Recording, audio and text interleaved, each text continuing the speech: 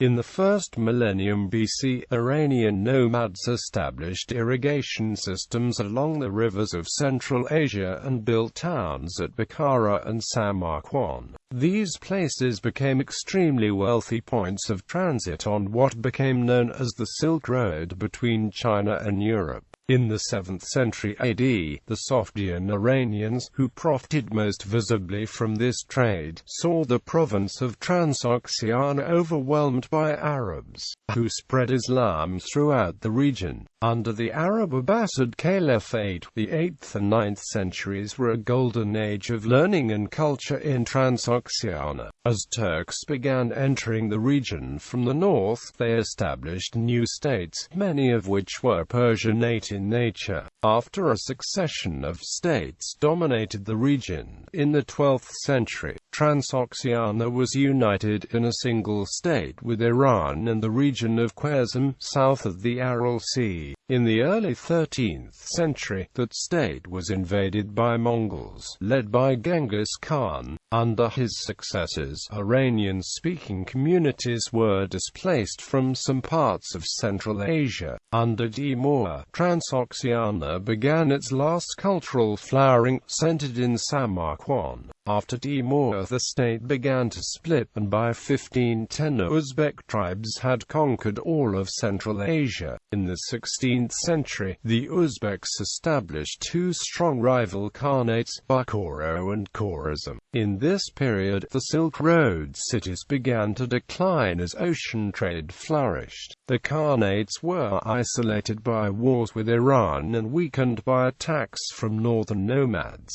Between 1729 and 1741, all the khanates were made into vassals by Nader Shah of Persia. In the early 19th century, three Uzbek khanates, Bakura, Khiva, and Kwan, had a brief period of recovery. However, in the mid-19th century, Russia, attracted to the region's commercial potential and especially to its cotton, began the full military conquest of Central Asia. By 1876, Russia had incorporated all three khanates into its empire, granting the khanates limited autonomy. In the second half of the 19th century, the Russian population of Uzbekistan grew and some industrialization occurred. At the beginning of the 20th century, the Jadidist movement of educated Central Asians, centered in present-day Uzbekistan, began to advocate overthrowing Russian rule. In 1916, violent opposition broke out in Uzbekistan and elsewhere, in response to the conscription of Central Asians into the Russian army fighting World War I. When the Tsar was overthrown in 1917, Jadidists established a short-lived autonomous state at Kwan. After the Bolshevik Party gained power in Moscow, the Jadidists split between supporters of Russian communism and supporters of a widespread uprising that became known as the Basmachi Rebellion. As that revolt was being crushed in the early 1920s, local communist leaders such as Fizullah Kojav gained power in Uzbekistan. In 1924, the Soviet Union established the Uzbek Soviet Socialist Republic, which included present-day Tajikistan and Uzbekistan. Tajikistan became the separate Tajik Soviet Socialist Republic in 1929. In the late 1920s and early 1930s, large-scale agricultural collectivization resulted in widespread famine in Central Asia. In the late 1930s, Kojav and the entire leadership of the Uzbek Republic were purged and executed by Soviet leader Joseph V.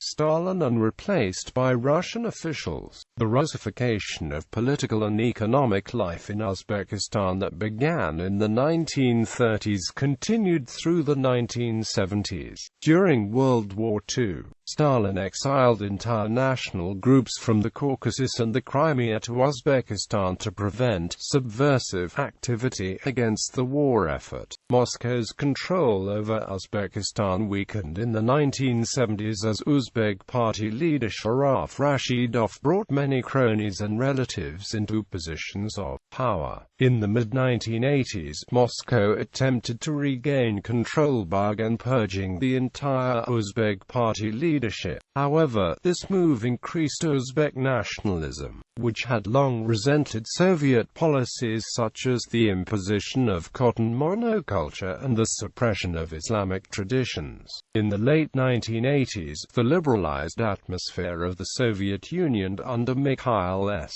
Gorbachev fostered political opposition groups and open opposition to Soviet policy in Uzbekistan. In 1989, a series of violent ethnic clashes involving Uzbeks brought the appointment of ethnic Uzbek outsider Islam Karimov as Communist Party chief. When the Supreme Soviet of Uzbekistan reluctantly approved independence from the Soviet Union in 1991, Karimov became president of the Republic of Uzbekistan. In 1992, Uzbekistan adopted a new constitution, but the main opposition party, Birlik, was banned, and a pattern of media suppression began. In 1995, a national referendum extended Karimov's term of office from 1997 to 2000.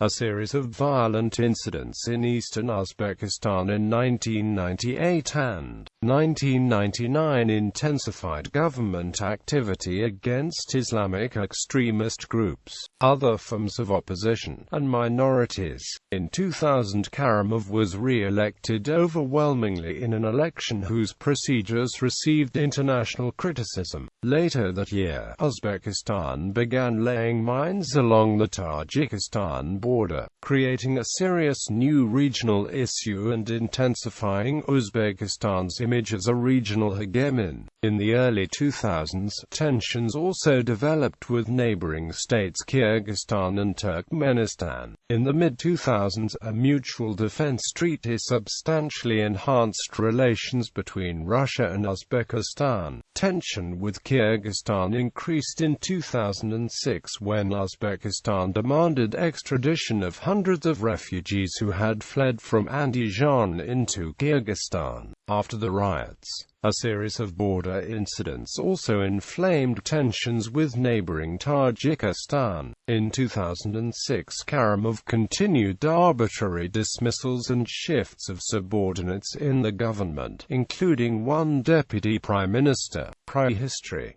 In 1938, A.O. Kledanov discovered the 70,000-year-old skull of an 8 to 11-year-old Neanderthal child in Teshiktash in Uzbekistan. Early history. The first people known to have occupied Central Asia were Iranian nomads who arrived from the northern grasslands of what is now Kazakhstan sometime in the first millennium BC. These nomads, who spoke Iranian dialects, settled in Central Asia and began to build an extensive irrigation system along the rivers of the region. At this time, cities such as Bukhara and Samarqand began to appear as centers of government and culture. By the 5th century BC, the Bactrian, Soghdian, and Tocharian states dominated the region. As China began to develop its silk trade with the West, Iranian cities took advantage of this commerce by becoming centers of trade, using an extensive network of cities and settlements in the province of Transoxiana in Uzbekistan and farther east in what is today China's Xinjiang Uyghur Autonomous Region. The Soghdian intermediaries became the wealthiest of these Iranian merchants. Because of this trade on what became known as the Silk Route, Bukhara and Samarkand eventually became extremely wealthy cities,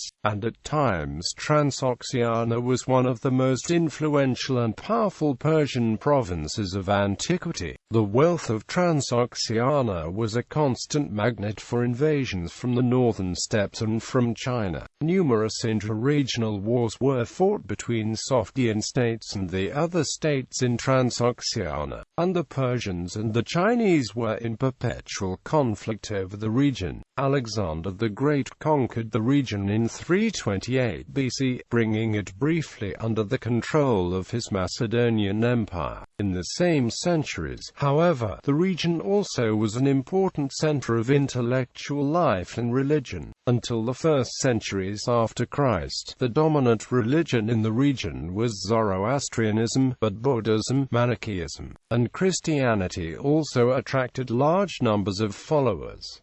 Early Islamic period. The conquest of Central Asia by Muslim Arabs, which was completed in the 8th century AD, brought to the region a new religion that continues to be dominant. The Arabs first invaded Transoxiana in the middle of the 7th century through sporadic raids during the conquest of Persia. Available sources on the Arab conquest suggest that the Soghdians and other Iranian peoples of Central Asia were unable to defend the land against the Arabs because of internal divisions and the lack of strong indigenous leadership. The Arabs, on the other hand, were led by a brilliant general Qutayba ibn Muslim, and were also highly motivated by the desire to spread the new faith. Because of these factors, the population of Transoxiana was easily subdued. The new religion brought by the Arabs spread gradually into the region. The native religious identities, which in some respects were already being displaced by Persian influences before the Arabs arrived, were further displaced in the ensuing centuries. Nevertheless, the destiny of Central Asia as an Islamic region was firmly established by the Arab victory over the Chinese armies in 750 in a battle at the Talas River. Despite brief Arab rule, Central Asia successfully retained much of its Iranian characteristic, remaining an important center of culture and trade for centuries after the adoption of the new religion. Transoxiana continued to be an important political player in regional affairs, as it had been under various Persian dynasties.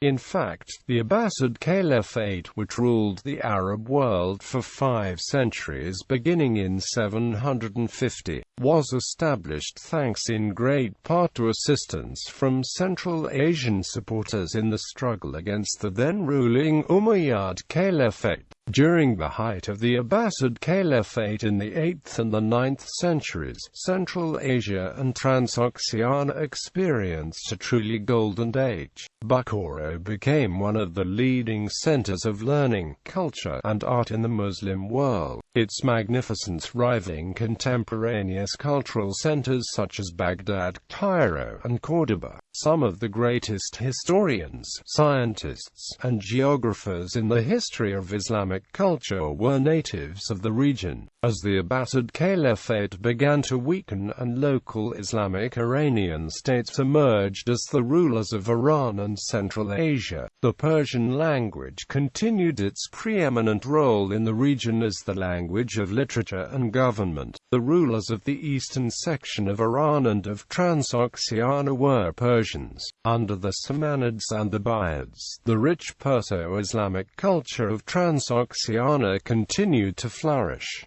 Turkification of Transoxiana. In the 9th century, the continued influx of nomads from the northern steppes brought a new group of people into Central Asia. These people were the Turks who lived in the great grasslands stretching from Mongolia to the Caspian Sea. Introduced mainly as slave soldiers to the Samanid dynasty, these Turks served in the armies of all the states of the region, including the Abbasid army. In the late 10th century, as the Samanids began to lose control of Transoxiana and northeastern Iran, some of these soldiers came to positions of power in the government of the region, and eventually established their own states, albeit highly Persianized. With the emergence of a Turkic ruling group in the region, other Turkic tribes began to migrate to Transoxiana. The first of the Turkic states in the region was the Persianate Ghaznavid Empire, established in the last years of the 10th century. The Ghaznavid state, which captured the Samanid domains south of the Amu Darya, was able to conquer large areas of eastern Iran, Central Asia, Afghanistan, and Pakistan during the reign of Sultan Mahmud. The Ghaznavids were closely followed by the Turkic Karakhanids, who took the Samanid capital Bukhara in 999 AD, and ruled Transoxiana for the next 2 centuries. Samarkand was made the capital of the western Karakhanid state. The dominance of Ghazna was curtailed, however, when the Seljuks led themselves into the western part of the region, conquering the Ghaznavid territory of Khorasan.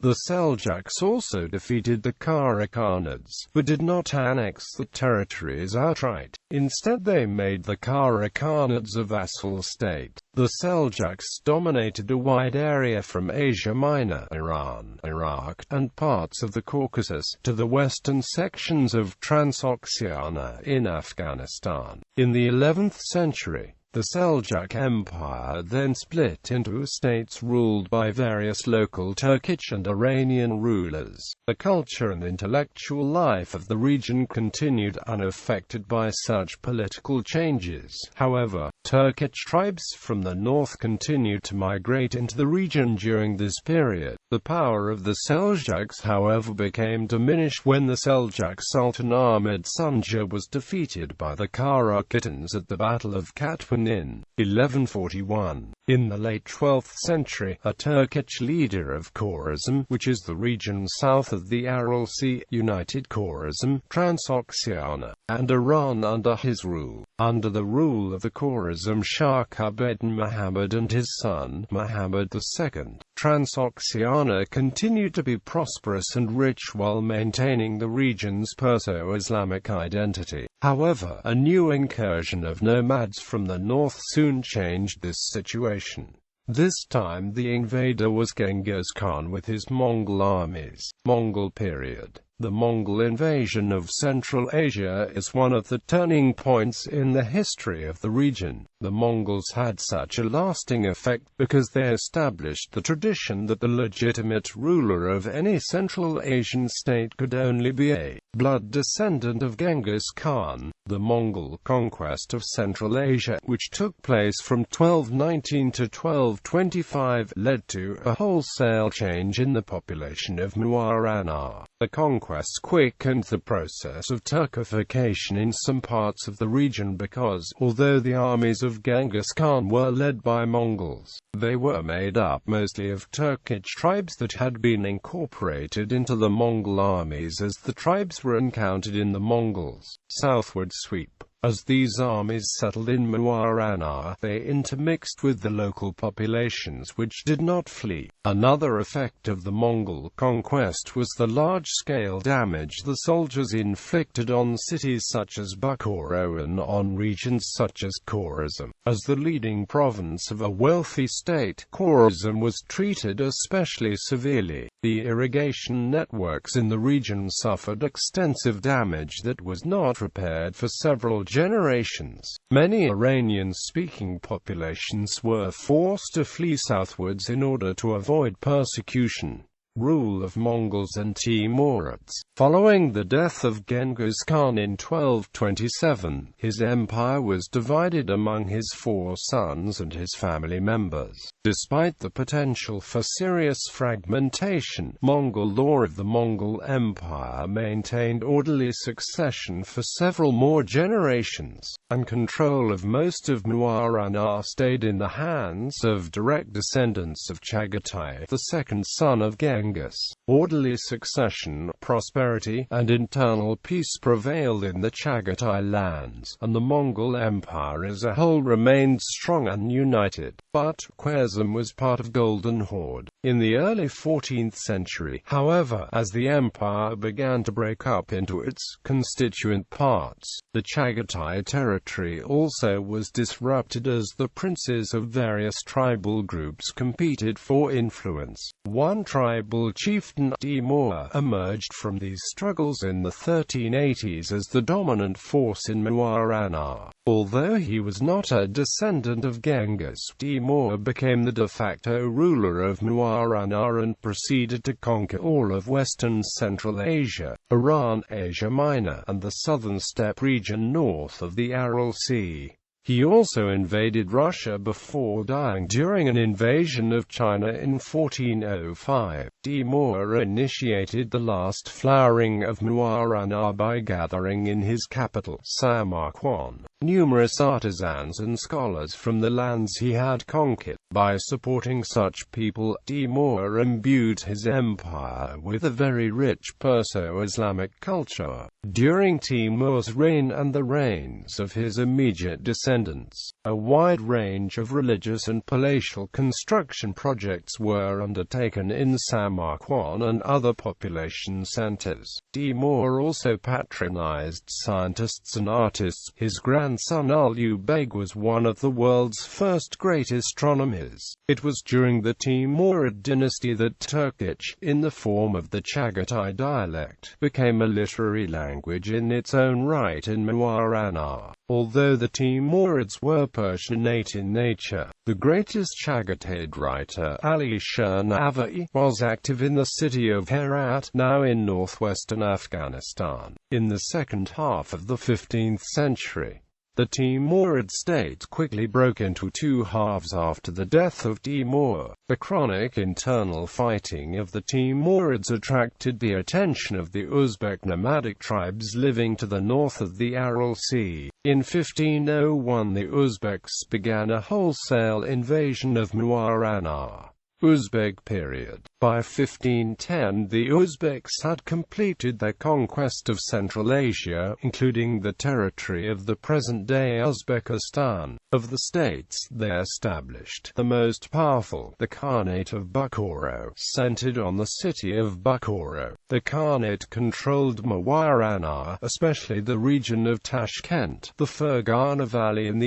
east, and northern Afghanistan. A second Uzbek state, the Carnate of Khiva, was established in the oasis of Khwarezm at the mouth of the Amu Darya in 1512. The Carnate of Bakura was initially led by the energetic Shaybanid dynasty. The Shaybanids competed against Iran, which was led by the Safavid dynasty, for the rich far eastern territory of present-day Iran. The struggle with Iran also had a religious aspect because the Uzbeks were Sunni Muslims, and Iran was Shia. Near the end of the 16th century, the Uzbek states of Bukhara and Khwarezm began to weaken because of their endless wars against each other and the Persians, and because of strong competition for the throne among the Khans in power and their heirs. At the beginning of the 17th century, the Shaybanid dynasty was replaced by the Janid dynasty. Another factor contributing to the weakness of the Uzbek Khanates in this period was the general decline of trade moving through the region. This change had begun in the previous century when ocean trade routes were established from Europe to India and China, circumventing the Silk Route. As European-dominated ocean transport expanded and some trading centers were destroyed, cities such as Bukhara, Mur, and Samarkand in the Khanate of Bukhara and Khiva and Urganch in Khwarezm began to steadily decline. The Uzbek struggle with Iran also led to the cultural isolation of Central Asia from the rest of the Islamic world. In addition to these problems, the struggle with the nomads from the northern steppe continued. In the 17th and 18th centuries, Kazakh nomads and Mongols continually raided the Uzbek Khanates, causing widespread damage and disruption. In the beginning of the 18th century, the Carnate of Bakura lost the fertile Fergana region, and a new Uzbek Khanate was formed in Kwan. Arrival of the Russians. The following period was one of weakness and disruption, with continuous invasions from Iran and from the north. In this period, a new group, the Russians, began to appear on the Central Asian scene. As Russian merchants began to expand into the grasslands of present-day Kazakhstan, they built strong trade relations with the counterparts in Tashkent and, to some extent, in Khiva. For the Russians, this trade was not rich enough to replace the former transcontinental trade, but it made the Russians aware of the potential of Central Asia. Russian attention also was drawn by the sale of increasingly large numbers of Russian slaves to the Central Asians by Kazakh and Turkmen tribes. Russians kidnapped by nomads in the border regions and Russian sailors shipwrecked on the shores of the Caspian Sea usually ended up in the slave markets of Bukhara or Khiva. Beginning in the 18th century, this situation evoked increasing Russian hostility toward the Central Asian Khanates. Meanwhile, in the late 18th and early 19th centuries, new dynasties led the Khanates to a period of recovery. Those dynasties were the Kongrats in Khiva, the Manghuts in Bukhara, and the Minutes in Kwan. These new dynasties established centralized states with standing armies and new irrigation works. But the rise coincided with the ascendance of Russian power in the Kazakh steppes and the establishment of a British position in Afghanistan. By the early 19th century, the region was caught between these two powerful European competitors, each of which tried to add Central Asia to its empire in what came to be known as the Great Game. The Central Asians, who did not realize the dangerous position they were in, continued to waste the strength in wars among themselves and in pointless campaigns of conquest.